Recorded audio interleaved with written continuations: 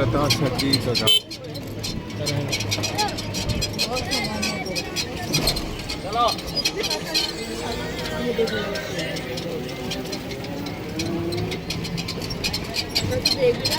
रहेला रहेला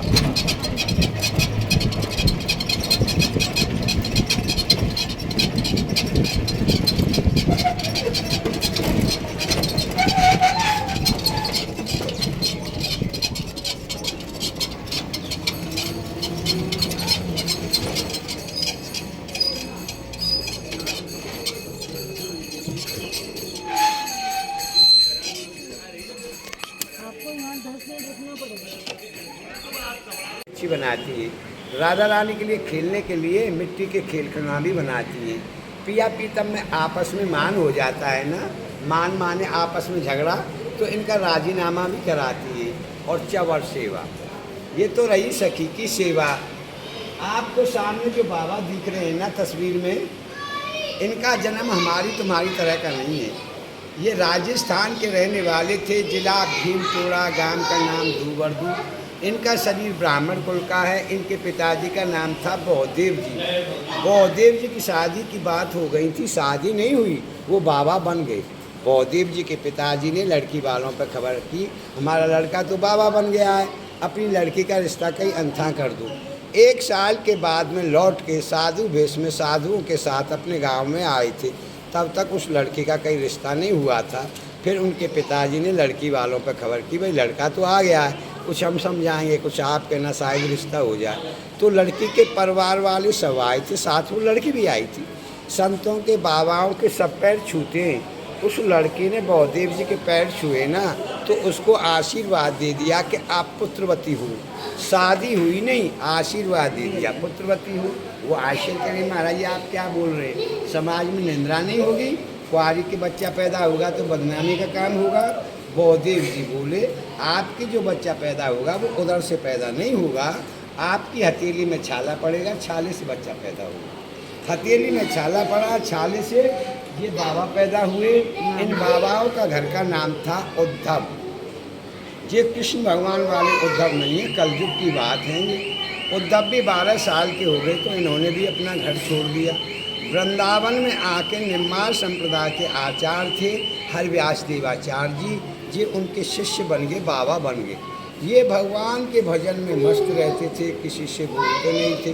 तो लोग कहने लगे ये तो बहुत घमंडी है, बोलता नहीं है, तो इनका नाम पड़ गया उद्धव घमंड देव। यहाँ सुंदर स्थान देखकर, रमणीक स्थान देखकर इन्होंने ऐसी घनघोर कठिन तपस्या की कि पिया पीतम राधा कृष्ण को प्रकट कर लिया। तब भगवान ने इनको आदेश दिया, आप गांव से ब्राह्मणों के बच्चे लो, राधा कृष्ण बनाओ, मेरी रासलीला का प्रचार प्रसार करो। सामने देखो भगवान अपना मुकुट दे रहे हैं इनके लिए, राधिका जी अपनी चंद्रकारी दे रही हैं। इनको बच्चों के सिर पर धारण करना, धारण करते ही समझना हम ही खेल रहे हैं। बच्चों के अंदर हमारा आवेश आएगा, उनको सुतई लीलाओं का ज्ञात होता चला जाएगा। इनसे तो भगवान ने बात की और ब्राह्मणों को सपने में आदेश दिया कि एक साधु आपसे बच्चा मांगने के लिए आएगा, उससे मने मत करना, बच्चे दे देना। सुबह होते ही ये ब्राह्मणों के पास गए, उनसे बच्चे मांगे, उन्होंने दे दिए। यहाँ लाकर बच्चों का श्रृंगार किया, ठाकुर जी के दिए हुए मुकुट बच्चों के सिर पर धारण किए। घमंड देवाचार्य जी के लिए उन्होंने रासलीला करके दिखाई। उसके बाद में वो अलोप हो गए, गायब हो गए।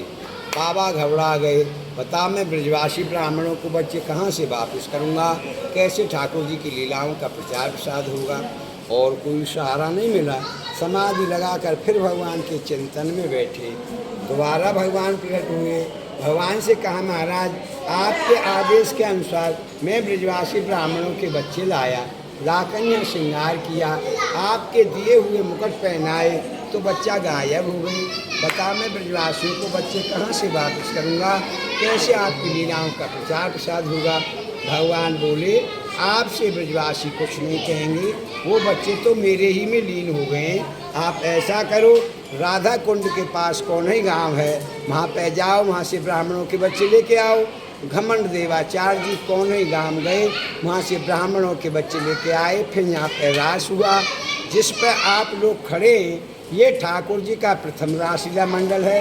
तुम्हारे वृंदावन में मधुबन में डेली लीलाएँ होती हैं, पर रास की प्रागट स्त्री शुरुआत इसी जगह से है जिस पर आप खड़े हैं।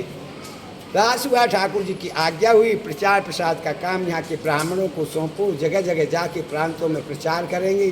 तो ब्राह्मण मंडली बनाकर MP दतिया डिस्ट्रिक्ट में ले गए थे।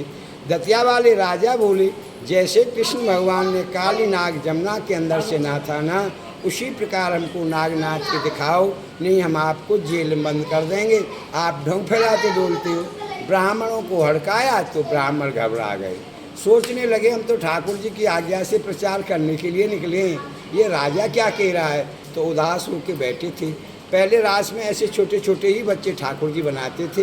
वो बच्चे बोले, आप क्यों उदास हैं। तब उन्होंने बताई, लाला ये राजा बोल रहा, जैसे कृष्ण भगवान ने काली नाग जमुना के अंदर से नाथा ना, उसी प्रकार हमको नागनाथ के दिखाओ, नहीं जेल बंद कर देंगे। वो बच्चे बोले, आप चिंता मत करो, राजा से अभी जाके बोलो कि आज नागलीला ही होगी। ब्राह्मणों ने जाके बोल दिया कि महाराज आज नागलीला होगी। तो राजा ने सपेरे बुला के अपने तालाब में बहुत बड़ा सरब छुड़वाया, रासलीला हुई। रास भी आई, भगवान ने खेलते खेलते उस तालाब में गेंद गिर दी। श्री रामा सखा की गेंद थी, उन्होंने अपनी गेंद मांगी, उनसे छुड़ा के तालाब में कूद गई। तो 3 घंटा तक नहीं निकले। देखने वाली जनता भी रोने लगी, राजा भी रोने लगा, पश्चाताप करने लगा, अरे हटकर के मैंने बड़ी गलती की, ये तो ब्रह्म हत्या, बाल हत्या, डबल हत्या हो गई। 3 घंटा के बाद में जैसे जमुना जी के अंदर से काली नाग को नाथ कर भगवान काली नाग के ऊपर जमुना जी से बाहर निकले थे ना, उसी प्रकार रास बिहारी भगवान उस सरफ को नाथ कर उसके ऊपर तालाब के पानी से बाहर निकले।